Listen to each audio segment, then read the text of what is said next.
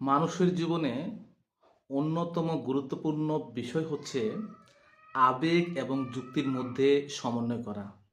আপনি যদি আবেগ এবং যুক্তির মধ্যে সমন্বয় করতে না পারেন, তাহলে আপনি সফল হলে শান্তি পাবেন না, আবার শান্তি পেতে চাইলে সফল হতে পারবেন না। কিন্তু আপনি যদি সব দিক থেকে পারফেক্ট হতে চান, সেক্ষেত্রে আপনাকে দুটোর ভিতরে সমন্বয় করতে হবে। আপনি যে কোনো কাজে শুধুমাত্র যখন আবেগ দিয়ে কাজটা করতে যাবেন, সেক্ষেত্রে আপনি ব্যর্থ হবেন, সফলতা থেকে আপনি অনেক দূরে চলে যাবেন। আবার আপনি যখন শুধুমাত্র সবকিছু যুক্তি দিয়ে কাজ করবেন, তখন আপনার জীবনটা রোবটের মতো হবে।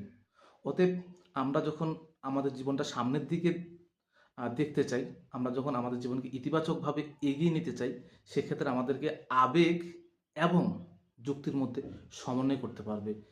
আবেগ এবং যুক্তির মধ্যে যদি সমন্বয় করতে পারেন, সেক্ষেত্রে আপনার জীবনটা পরিপূর্ণ জীবন।